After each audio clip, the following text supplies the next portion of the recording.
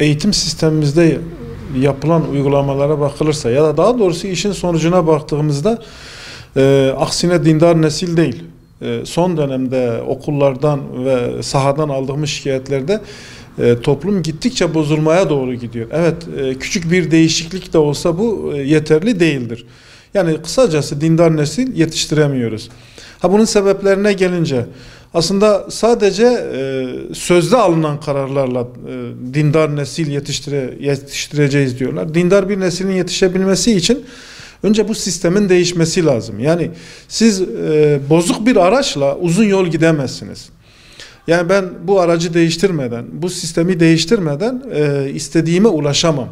Bu anlamda da bozuk araçla yol almaya başladığımız için istediğimiz hedefe ulaşamıyoruz. Bunun nasıl olması gerekiyor? Bu anlamda önce bu dindar nesili yetiştirecek eğitimcilerin değişmesi lazım. Yani nesili yetiştirecek eğitimciler olmadığı sürece nesil olduğu gibi devam ediyor. Sahadan aldığımız şikayetlere bakılırsa aksine birçok okullarda öğretmenlerimiz, eğitimcilerimiz dindar nesil yetiştirme çabası içerisinde olmadığı, bununla beraber daha çok batı eksenli bir çalışma üzerinden gidildiğinden dolayı istenen alınmıyor. Yine sistemimizde herhangi bir değişiklik yoktur. Mevcut bir değişiklik olmamıştır. Mevzuatımız, sistemimiz tamamıyla Batı endeksli, Avrupa'dan alınan eğitim programı çerçevesinde hareket ettiği için de bu nesil bu sistem içerisinde yetişmesi mümkün değildir. Eğitim ve öğretim diyoruz. Okullarımızda aslında şu anda eğitime yönelik ciddi çalışmalar yok. Sadece öğretim ağırlıklı çalışmalar var.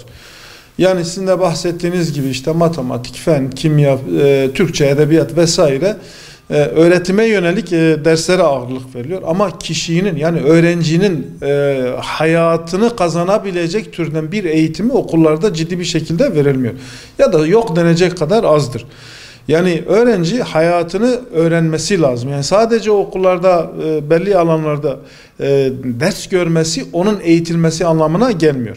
Bununla beraber öğretmenin öğrenciye ulaşması neredeyse yani ulaşma konusundaki çabası neredeyse yok denecek kadar azdır.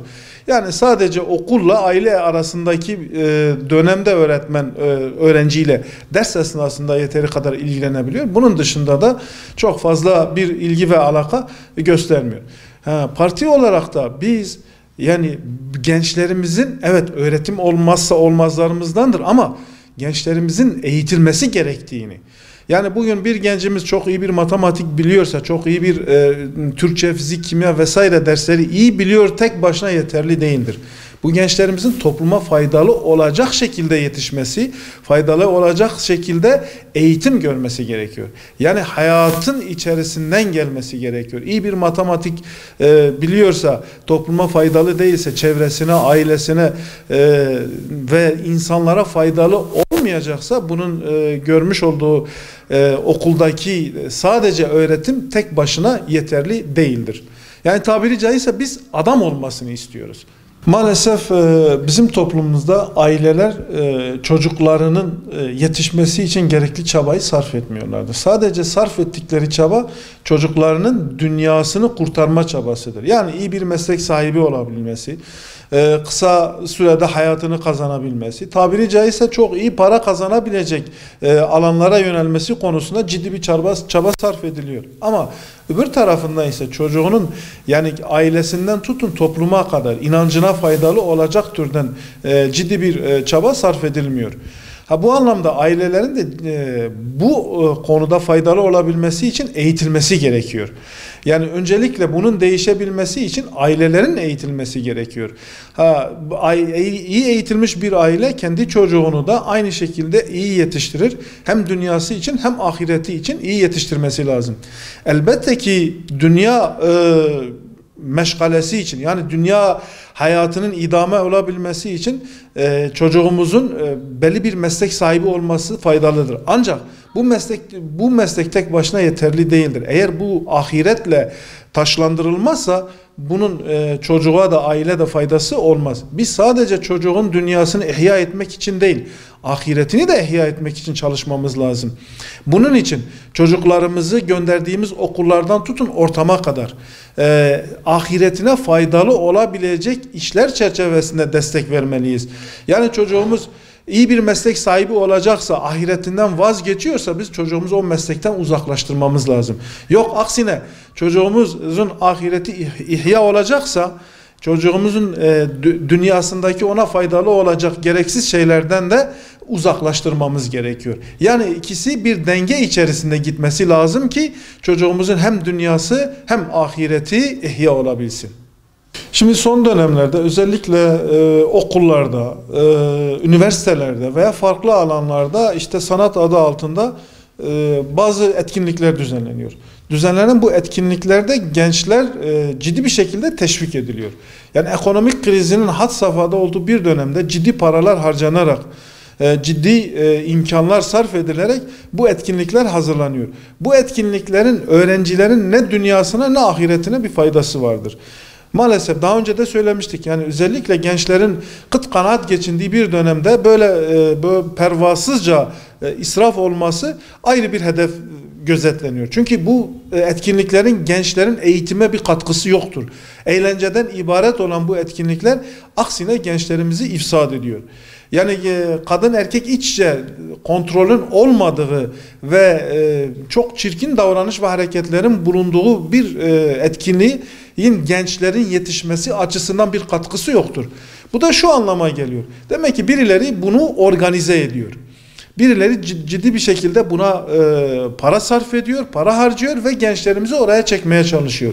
Aksine biz şunu söylüyoruz, yani oraya yapılan harcamaları gençlerimizin daha çok yani istifade edecekleri, eğitimleri, öğretimleri açısından istifade edebilecekleri alanlarda harcama olmasında gençlerimizin hem yetişmesinde hem de dünyada daha olumlu bir yere gelmesi açısından çok daha önemli bir seviyeye gelmiş olur. Ama maalesef birileri sırf eğlence adı altında işte çok ciddi paralar harcanarak birkaç tane sanatçı adı altında dediğimiz insanları getirerek gençlerimizi ifsad etmeye çalışıyorlar. Bunlar belli bir projedir. Biz de istiyoruz ki bunların önünün bir an önce alınması ve buraya harcanan paraların gençlerimizin eğitilmesine harcanması gerektiğinin üstüne vurgu yapıyoruz ki ağırlıkla bu yapılması gerekiyor. Son dönemlerde özellikle ülkemizde belli kesimler tarafından çok rahatlıkla, pervasızca inancımıza ciddi bir saldırı vardır. Bunu da belli kesimlerin üzerinden yapıyorlar.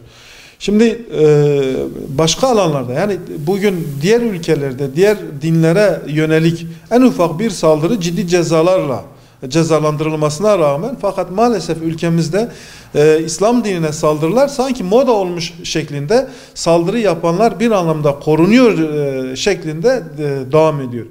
Bunun sanki bilinçli olarak birileri tarafından desteklendiği, inancımıza saldıran insanlar herhangi bir cezaya karşılık, yani bir cezai müeyyideyle karşı karşıya kalmadığı için çok daha rahat hareket ediyor. Yani biri saldırınca arkasından bir başkası saldırmaya başlıyor. Bir başkası derken bu artık okullarımızın en ücra köşelerine kadar inmiştir. Yani gençlerimiz çok rahatlıkla inancımıza saldırabiliyor. Bunun bir an önce önünün alınması lazım. %99'un Müslüman olduğu söylenen bir ülkede Müslümanlara, Müslüman inancına saldırı oluyorsa burada ciddi bir sorun vardır.